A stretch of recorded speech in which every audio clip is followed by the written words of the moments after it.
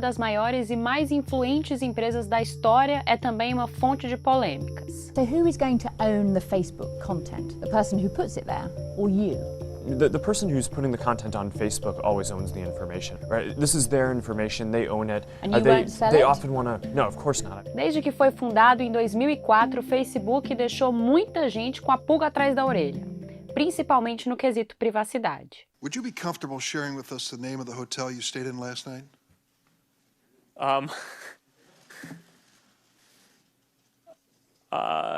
No.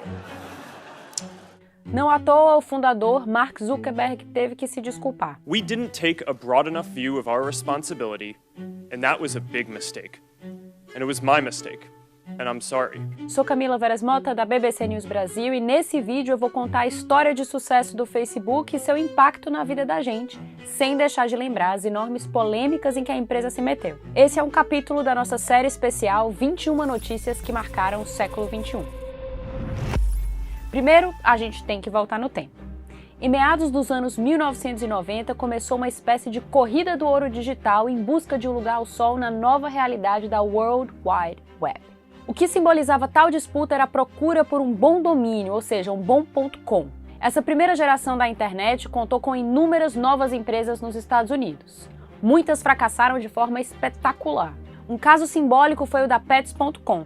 Criada em 98, atraiu mais de 80 milhões de dólares em sua abertura de capital e no fim de 2000 foi à falência. Sem plano de negócio ou estudo de mercado, a Pets.com foi um exemplo dos tempos irresponsáveis do início da internet. Outras empresas foram compradas por valores estratosféricos por companhias maiores, como a Broadcast.com, vendida por 5,7 bilhões de dólares ao Yahoo em 1999. 3 anos depois, o Yahoo fechou as operações da Broadcast.com, selando o que é considerado um dos piores negócios da história da internet. Enquanto algumas empresas tornaram-se potências digitais, como Amazon ou eBay, o cenário geral foi de decepção com o setor. Entre o primeiro semestre de 2000 e o último de 2002, o índice Nasdaq da Bolsa de Empresas de Tecnologia em Nova York sofreu uma queda de 78%. Foi o estouro da chamada bolha das .com. A saída veio na palavra interatividade. Das cinzas da bolha anterior, começaram a surgir nos Estados Unidos as primeiras plataformas focadas na participação do usuário. O conceito ficou conhecido como Web 2.0, em oposição à primeira versão, a Web 1.0. Num artigo publicado em 99, a especialista em tecnologia digital Darcy Dinucci explicou: a web que conhecemos agora, que é carregada numa janela de navegador essencialmente em telas estáticas, é apenas o embrião da web que está por vir. Os primeiros sinais da Web 2.0 estão começando a aparecer, disse a especialista. Na nova internet, os usuários passaram a criar e compartilhar conteúdo sem intermediários. Com isso, proliferaram os blogs. Surgia também o conceito de UGC, User Generated Content, ou conteúdo gerado pelo usuário. Foi nessa realidade que apareceu a primeira rede social da Web 2.0. Em 2002, Jonathan Abrams fundou a Friendster, um site que mostrava amigos de amigos, incentivando o estabelecimento online de novas amizades. Um ano depois, usuários do Friendster resolveram fazer algo parecido. Nasceu o MySpace, que, assim como a rede de Abrams, acumulava milhões de usuários. Era clara a disposição das pessoas, especialmente os mais jovens, de usar a internet para contatos sociais. Em 2004, o mercado ganhou novos competidores. O engenheiro Orkut Boyukokten, que trabalhava no Google, lançou uma rede social criada por ele como projeto paralelo. A plataforma ganhou seu nome, Orkut. Mas o destino dessas plataformas, após o sucesso inicial, foi semelhante. A Friendster acabaria fechada anos depois. O MySpace trocou de mãos de forma multimilionária, mas perdeu usuários e relevância. O Orkut, que foi muito popular no Brasil, não se modernizou e, ofuscado pela concorrência, acabou fechado pelo Google. Mas em 2004, na Universidade de Harvard, nos Estados Unidos, surgiu uma rede social que mudaria a história das relações humanas. Ajudado por outros 4 colegas, o estudante de Psicologia e Ciência da Computação Mark Zuckerberg, talentoso programador de apenas 19 anos, colocou no ar o que chamou de The Facebook. Era uma rede social inicialmente apenas para o público da Universidade de Harvard. Em 3 semanas, 6 mil estudantes se cadastraram. Um mês depois, o site começava sua expansão junto a estudantes de outras prestigiadas universidades, como Columbia, Yale e Stanford. No mesmo ano, Zuckerberg transferiu a empresa para a região de São Francisco. O Facebook foi aberto para qualquer usuário em 2006. Naquele ano, a plataforma atingiu 8 milhões de usuários. Em 2007, o Facebook chegou ao telefone celular. No mesmo ano, o site criou o chamado Newsfeed. Apresentado como uma homepage alternativa, o Newsfeed trazia o registro de tudo que os seus amigos faziam na plataforma, de posts a comentários. O Newsfeed causou polêmica inicial por expor usuários sem autorização. Zuckerberg desculpou-se, o que viria a fazer muitas vezes. Níveis de privacidade foram criados com o tempo. O Newsfeed, entretanto, se tornou a essência da plataforma. Um relatório em tempo real das atividades de amigos, sem a necessidade de o usuário visitar os perfis. Além disso, o Newsfeed era uma reunião de conteúdos exclusiva, já que ninguém tinha os mesmos amigos. Essa experiência única seria a base para o Facebook fazer dinheiro. E muito. A personalização de anúncios foi possível a partir da maciça e ininterrupta coleta de informações de usuários, o que permitia um ajuste constante do comando matemático que determina o comportamento da plataforma, o chamado algoritmo. As ofertas individuais sob medida ficaram cada vez mais eficientes. E isso demandava do Facebook saber mais, ou seja, descobrir todo tipo de hábito, desde preferências musicais à vestimenta dos usuários. Well, how do you sustain a business model in which users don't pay for your service? Senator, we run ads. Um grande exemplo foi o Beacon, uma ferramenta do Facebook lançada em 2007, que conectava a plataforma a outras empresas. Quando o usuário fazia uma compra numa dessas empresas, essa informação era publicada via Beacon no Newsfeed, uma combinação de compartilhamento de atividade pessoal com publicidade. Mas com um detalhe. Os usuários não haviam autorizado tal publicação, cujo cancelamento exigia uma complicada ação para que o usuário desligasse o Beacon do seu perfil. Em poucas semanas, o serviço tornou-se motivo de um processo contra a empresa, e o Facebook fez o serviço passar a ser do tipo opt-in, ou seja, o Beacon só seria ativado se o usuário solicitasse. A experiência, entretanto, foi valiosa para o Facebook, que aprendeu na prática até onde poderia ir antes de incomodar ou indignar seu público.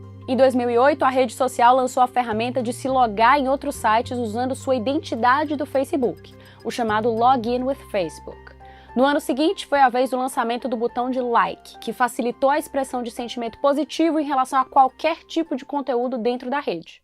Gostou do que viu ou leu? É só dar um like, como a gente também diz aqui nos nossos vídeos. E como o seu like ou curtida fica registrado, ficamos como autores de posts sabendo quem gostou.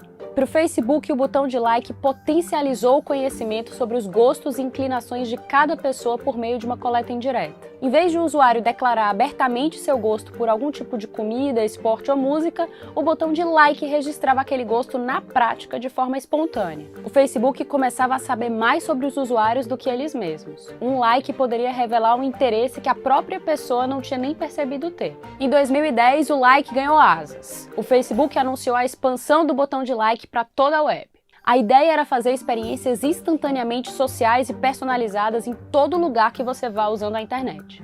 Para isso, contava com a quase onipresença de sua rede social, que em 2010 tinha 400 milhões de usuários. Ao noticiar a novidade, a revista americana Time identificou o potencial comercial que o avanço da rede social representava. A empresa já tem uma plataforma de publicidade altamente desenvolvida, permitindo que os anunciantes atinjam consumidores em grupos bem definidos.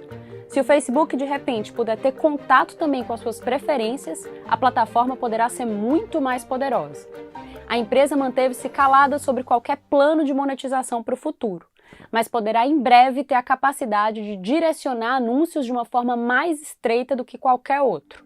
Os números confirmaram tal previsão. Vamos botar na tela para vocês terem ideia do tamanho. Até 2008, o Facebook dava prejuízo, 56 milhões de dólares naquele ano. E tinha um faturamento de 272 milhões de dólares. No ano seguinte, a empresa entrou no azul com um lucro de 229 milhões de dólares. Em 2010, ano do lançamento do botão de like, a empresa faturou 1,97 bilhão e o lucro foi a 606 milhões de dólares. Em 2015, o faturamento foi 9 vezes maior, 17,9 bilhões de dólares, e o lucro 3,7 bilhões de dólares. Esse desempenho se refletiu no valor total da empresa. Em 2009, o Facebook era avaliado em 10 bilhões de dólares. Em 2012, na estreia da empresa na Bolsa de Nova York, cada ação do Facebook foi vendida a 38 dólares, somando 104 bilhões de dólares. O Facebook também aprendeu com o Google, de quem trouxe para seus quadros até mesmo uma das mais bem-sucedidas executivas do setor de tecnologia. Economista Sheryl Sandberg vinha do Google, onde era responsável pela área de publicidade.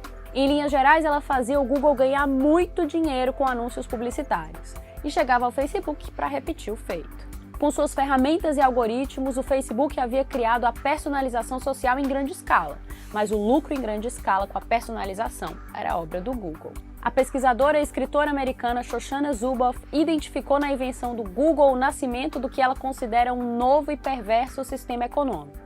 Zuboff disse em seu livro A Era do Capitalismo de Vigilância: a invenção do Google de anúncios direcionados abriu o caminho para o seu sucesso financeiro, mas também estabeleceu o pilar de um acontecimento de alcance ainda maior: a descoberta e a elaboração do capitalismo de vigilância. Baseado no constante monitoramento do que os usuários pesquisam, compram e leem e onde vão na internet, esse novo capitalismo tem, segundo a autora, o poder de se antecipar e moldar os desejos das pessoas. Criou assim um círculo virtuoso para os lucros das empresas, mas vicioso para a privacidade e autonomia dos cidadãos. O império de Zuckerberg não apenas seguiu atraindo mais e mais usuários e clientes, como intensificou uma outra estratégia de dominação de mercado, a aquisição de concorrentes. Em abril de 2012, o Facebook pagou $1 bilhão pelo aplicativo de fotos Instagram, lançado menos de 2 anos antes e que tinha 30 milhões de usuários. 2 anos depois, uma compra ainda mais impressionante: o WhatsApp, que tinha 400 milhões de usuários. O Facebook, segundo informações do mercado, ainda tentou comprar sem sucesso um outro aplicativo em crescimento, o Snapchat, lançado em 2011. A oferta, que teria sido feita em 2013, teria supostamente chegado a $3 bilhões. Sem conseguir concretizar a aquisição, Zuckerberg resolveu incorporar ao Instagram funcionalidades que faziam do Snapchat uma ferramenta peculiar e abriu uma concorrência direta entre as plataformas. Em outubro de 2020, o relatório de uma comissão da Câmara dos Representantes dos Estados Unidos disse que Facebook, Google, Amazon e Apple exerciam o papel de monopólio no setor. As conclusões da comissão tinham caráter consultivo e não implicavam medidas do Congresso contra as empresas, mas a possibilidade de que alguma norma viesse a forçar a divisão dessas grandes corporações não estava descartada. Em meados de 2020, a rede social registrava um total de 2,7 bilhões de usuários ativos.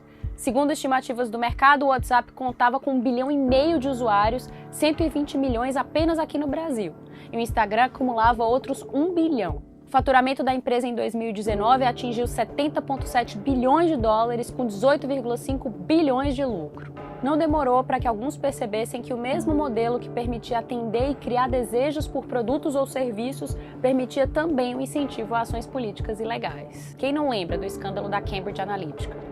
O caso foi revelado pelo jornal britânico The Observer, que denunciou o uso dos dados de milhões de usuários do Facebook como ferramenta para propaganda política em favor do candidato republicano à presidência dos Estados Unidos, Donald Trump. A mesma estratégia também teria sido usada por interessados na vitória do Brexit no referendo sobre a permanência do Reino Unido na União Europeia. As empresas Global Science Research e Cambridge Analytica tomaram dados de centenas de milhares de usuários do Facebook que receberam para isso. As empresas, porém, também tiveram acesso a dados pessoais das conexões dessas pessoas na rede social, o que elevou a base de dados a cerca de 50 milhões de usuários. A Cambridge Analytica tinha entre seus executivos Steve Bannon, assessor político de Trump. Em poucos dias, Mark Zuckerberg divulgou uma declaração em que admitiu que o Facebook havia cometido erros. Os usuários cujos dados foram roubados foram alvos de anúncios políticos direcionados especificamente para eles, numa adoção do modelo já usado na venda de produtos para propaganda e desinformação política. O Facebook, assim como aconteceria com outras plataformas digitais, passou a ser uma ferramenta de propagação das chamadas fake news, informações mentirosas que pareciam ser notícias, mas que eram divulgadas de forma deliberada para distorcer a realidade. O escândalo provocou o fechamento da Cambridge Analytica. Uma outra plataforma da empresa, o aplicativo WhatsApp, também se transformou numa eficiente ferramenta de propaganda política, mas de uma maneira diferente.